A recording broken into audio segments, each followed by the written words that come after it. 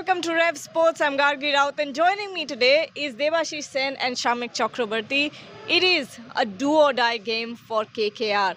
Now Rajasthan Royals coming off of a loss, but at the same time KKR coming off of a dominant win in Delhi. That was a dominant performance from the KKR batting lineup. That was the biggest highlight when we talk about their performance. 200 plus total on the scoreboard.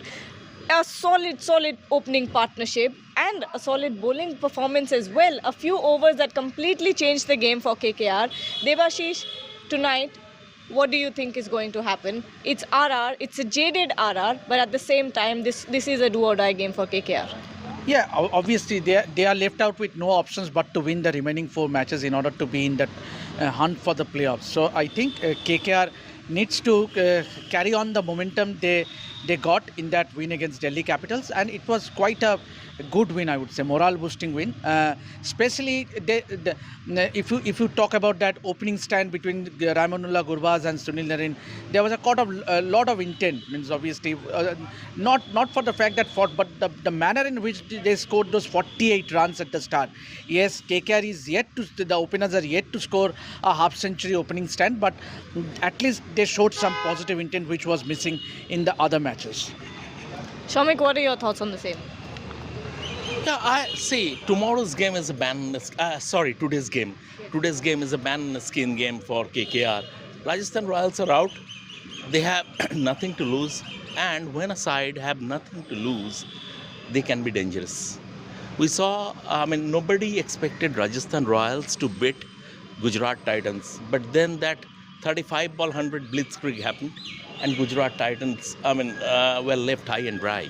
So, KKR, given the respective strengths of the two sides, KKR should win this game comfortably, but you never know the way Yashasvi Jaiswal was batting at the nets yesterday. If he gets going, that might be he might put KKR bowling into trouble. Yes, you are absolutely right, Gargi. Against Delhi Capitals, KKR batting showed intent. They scored runs, and another positive thing is that Andre Russell, although he scored 17, but it was a game after a long time when he was striking the ball well. So that might augur well. This pitch will be full of runs. 200 should be the pass score, and it's going to be a high-scoring game. KKR need to show the same kind of intent. At the end of the day, still, they basically won this game by the skin of their teeth, because without that Sunil Narine spell, the victory wouldn't have happened. KKR has someone like Sunil Narine to fall back on. At the same time, in the last 2 matches at Eden Gardens, KKR spinners collectively have taken 1 wicket. So that is also an area of concern. Before we get to that area of concern, let's focus on the positives for Kolkata Knight Riders. Like Shamik also pointed out that Andre Russell was striking the ball very well. But when we look at that opening partnership, top order, the way that they were performing, I think that's one of the key aspects of what went right for KKR in the last game. But at the same time, there are a lot of fans and a chatter on social media that there should be some changes in the batting order. What are your thoughts? Venkatesh Iyer coming up the order. Would you want to do something like that at this point? I don't think so that will happen, Gargi. Means obviously, and for this match, definitely not, given the start that both Rahmanullah Gurbaz and Sunil Narine gave. But definitely there's a point, yes, which I said in yesterday's 5 at 5 as well, because I would love to see Venkatesh Iyer getting dropped. Means obviously he hasn't not looked a shot. Means obviously he hasn't looked the batter he has been. And that shot in the last game. And obviously, and he was impact sub, remember. So I think, obviously he is also the vice captain. Means but still he is definitely low on confidence, and that might not augur well for Knight Riders. But obviously I would love to see someone like a Lubnit Susodia. But as far as the foreign players are overseas players are concerned, I would agree with Shomikda, because Shomikda has been telling that Enrique Nokia should plan. It is the same wicket where that first game against the RCB was played. It is wicket number 5 here at the Eden Gardens, where the game will be played. the wicket where. And remember, if you look back at that game against RCB, KKR were on course to reach 200. Then suddenly that string of wickets falling, and then they ended up scoring 170 odd. So I think they need to play as a unit. Devashish, I know where you are coming from as regards your suggestion to dropping Venkatesh Iyer, but it's a catch-22 situation for the team management and also for the KKR management. Here is a player who is not only your vice captain, he is your most expensive buy of the season at 23.75 crore. So if you drop him, that might show the KKR management, the think tank, the hierarchy in poor light, that they bungled big time at the auction, because they let go of match winners like Phil Salt, Mitchell Stark, Shreyas Iyer. So they let go of them and kept all the eggs in one basket, and that is Venkatesh Iyer. Now, if after 8 or 9 games they summarily just drop him, then that serious questions would be asked against them as regards their auction strategy. And when we talk about Rajasthan Royals missing their captain, a very, very turbulent season for Sanju Samson. Started off missing 3 games because of recovering from that injury, finger injury that he had sustained before. Went on to captain the next 4 games, and then he's out again. Now, a side like that is going through so much is obviously jaded. They've not been doing well. They've lost 8 out of 11 matches that they have played. What are their chances against a KKR?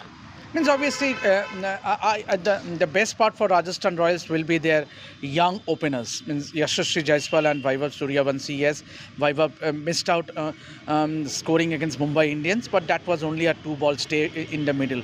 So and given the way he batted against Gujarat Titans, one would hope that if he gets going, then you might see some fireworks. And Rajasthan Royals need some confidence from the young guns. And will it be the case today? That goes to be seen.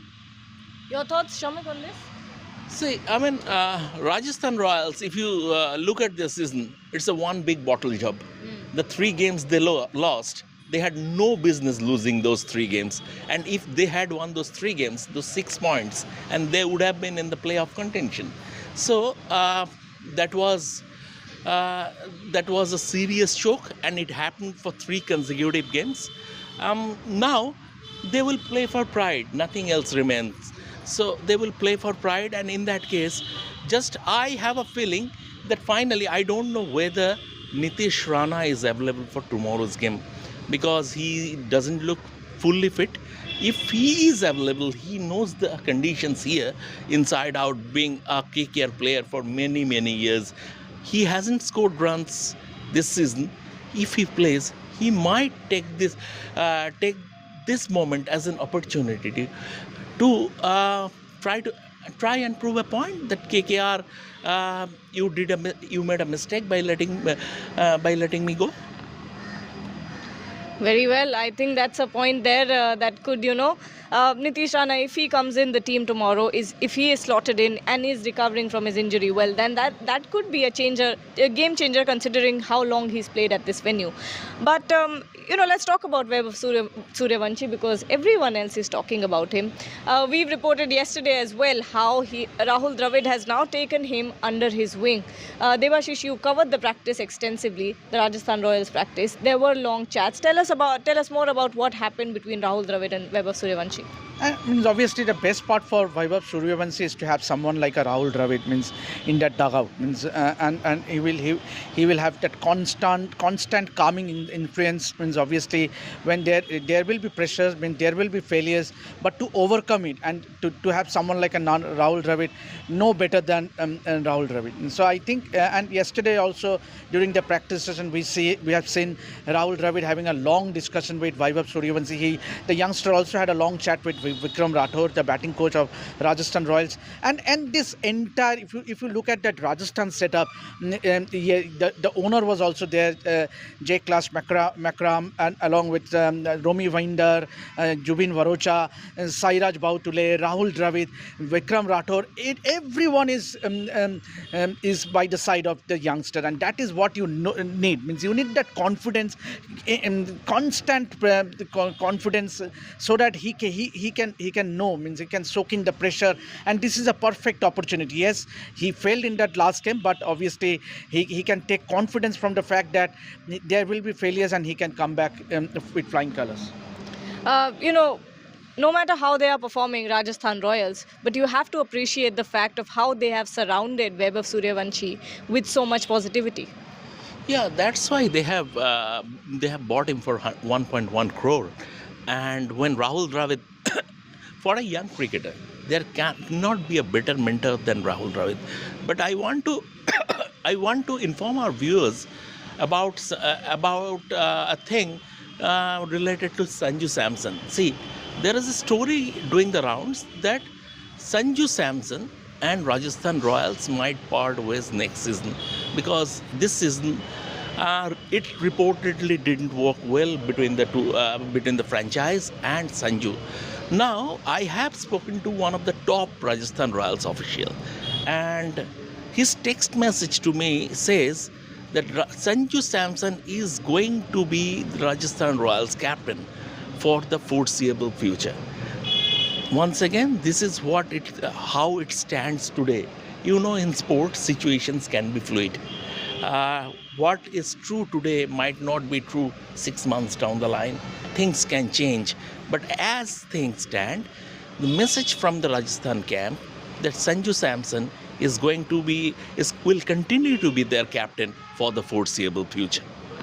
And on top of that, we broke that story this morning as well, that Sanju Samson will be looking to come back to captain the side in the game against CSK in Chepauk as well. So things look very positive for Sanju Samson when it comes to the captaincy, and he is healing well, better than expected from his injury as well. So that copy is up as well, and yours as well. But now, let's take predictions and end the show here.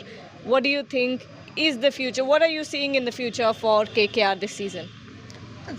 Obviously, KKR have to win the match today, means if they are to stay in the hunt for the playoffs. So any slip up, they are out. So I think that is the best motivation that the players will have, means to win, to go all out, to win the match today against Rajasthan Royals. No other. And I put my money on KKR. Absolutely. Shamik, are you seeing KKR winning the next however many matches are remaining? Gargi, I don't know about the remaining matches, but I see them winning today against Rajasthan Royals. But I don't see them in the playoffs. I don't see them in the playoffs because in my book, the top four are going to be Mumbai Indians, Royal Challengers Bangalore, Gujarat Titans and Punjab Kings. All right, you've added a Royal Challengers Bangalore there. Nice to hear that. But thank you so much, Shamik and Debasis, for this lovely chat. That was a very insightful conversation. We'll be back, so don't forget to join us at 2:30 p.m. We'll be going live and we'll be having many more discussions. So don't forget to join us then. And also like, share and subscribe to the channel. Thank you so much.